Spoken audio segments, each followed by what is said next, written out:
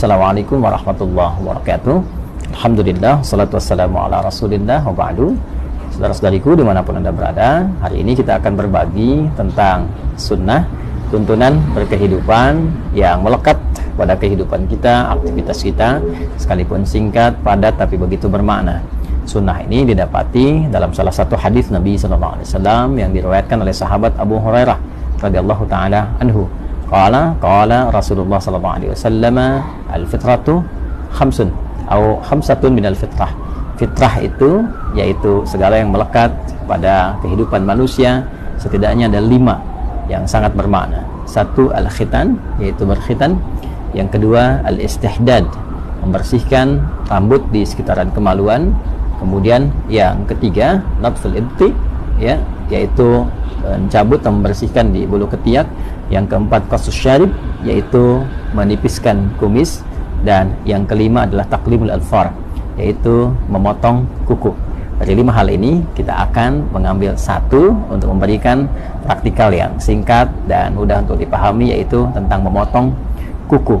Dan melekat ini disebut dengan fitrah karena membersihkan, memotong, merapikan kuku adalah bagian yang menunjukkan tentang kebersihan yang memang menjadi bawaan fitrah manusia, cenderung hidup lebih bersih, lebih rapi, lebih indah, dan lain-lain sebagainya. Dan kuku adalah bagian yang melekat pada kehidupan kita. Karena itu insan beriman, orang Islam itu mesti tampil dengan bawaan fitrahnya, senang dengan kebersihan, kerapian, termasuk mengatur tentang kebersihan dan kerapian kukunya. Dalam Islam diajarkan kita bagaimana cara memotong kuku yang baik. Para ulama memberikan praktikal atau tutorial singkat kepada kita, dan kita ambil salah satu di antara contoh yang disampaikan oleh para ulama terkait dengan perintah ataupun sunnah memotong kuku ini. Al-Imam An-Nawawi dalam konteks memotong kuku, beliau mengajarkan kepada kita, ya khususnya ya sekarang saat saya mengambil video bersamaan dengan hari Jumat, ya ada sunnah untuk memotong kuku. Maka dari 10 jari ini yang tangan, ya, yang melekat pada tangan ataupun nanti yang ada di kaki, kita memulai dengan yang telunjuk terlebih dahulu. Ini ya, para ulama mengajarkan kita, para ulama memulai dengan telunjuk di sini, ya. Caranya kita mengambil yang telunjuk terlebih dahulu.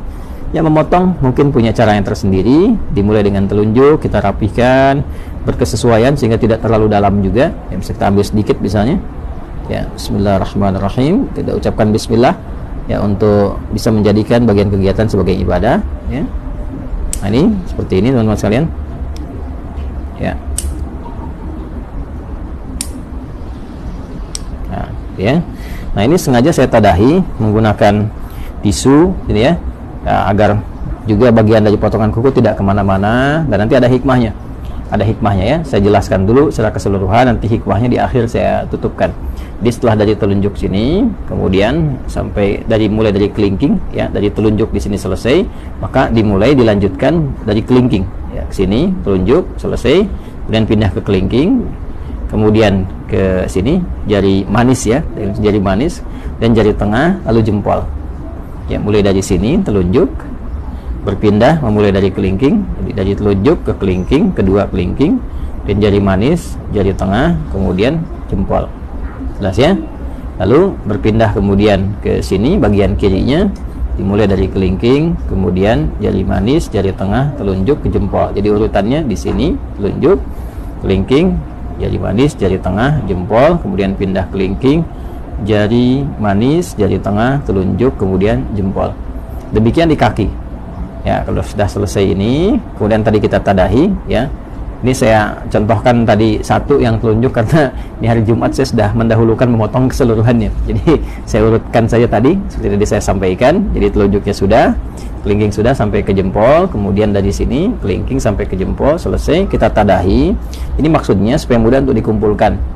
Ini tinggal dilipat, ya, seperti ini misalnya, dan dilipat. Nah, ada lagi asar itu jejak yang bisa kita dapati dari contoh-contoh ulama yang bersambung pada sikap-sikap mulia, ya, biasanya nanti sampai ke sahabat atau sampai juga kepada Nabi Sallallahu Alaihi Wasallam. Nah, dari kalangan sahabat ada yang membiasakan seperti Ibnu Umar, ya, atau hadis-hadis, riwayat-riwayat yang disampaikan oleh Imam Sufyan Ats-Tsauri misalnya, ya, memberikan kesan kepada kita bahwa setelah selesai potong kuku ini akan lebih baik kalau bekasnya bisa dikuburkan. Ya, walaupun bukan kewajiban, tapi dianjurkan untuk dikuburkan seperti rambut ya ataupun kuku dengan dua tujuan. Tujuan yang pertama adalah menghormati di bagian dari tubuh kita yang telah Allah ciptakan sehingga bisa menjaga kemuliaannya. Ini kan bagian dari tubuh kan, jaga kemuliaannya jadi nggak dilempar sembarangan. Walaupun mungkin kita bisa dilipat seperti ini, dibuang ke tempat yang layak gitu kan. Nah, itu sebetulnya tidak ada masalah juga, tapi akan lebih mulia kalau bisa dikuburkan, lebih bagus. Yang pertama takrim, untuk memuliakan pada bagian tubuh yang telah Allah ciptakan. Kemudian yang kedua, yang penting juga menghindari hal-hal yang bisa menghadirkan madarat yang tidak tampak. Ya, madarat itu hal-hal yang membahayakan kepada diri tapi tidak tampak. Seperti kebiasaan-kebiasaan tukang sihir misalnya, ya, atau hal-hal terkait magic yang seringkali menggunakan bagian-bagian dari potongan tubuh, khususnya rambut. Ya, ada juga yang terkait dengan kuku. Ya, ada juga yang menambahkan secara fikih supaya tidak dijadikan sebagai bagian dari potongan-potongan untuk kepentingan-kepentingan lain. Seperti kalau rambut kasusnya jadikan bagian potongan-potongan, ada yang digunakan untuk pakai wig dan sebagainya. Nah, itu supaya tidak digunakan pada yang demikian, akan lebih bagus kalau dikuburkan. Nah, itu secara singkatnya, potong kuku, bagian dari fitrah. Hikmah fitrah itu menjaga kebersihan, tampil lebih rapi dan indah, dan dimulai dengan susunan yang tadi telah disampaikan, diakhiri dengan alhamdulillah, diniatkan sebagai ibadah, dan mudah-mudahan selain tampil indah, elok, rapi, juga berpahala di sisi Allah Subhanahu wa taala. Al-Hidayat. Assalamualaikum warahmatullahi wabarakatuh.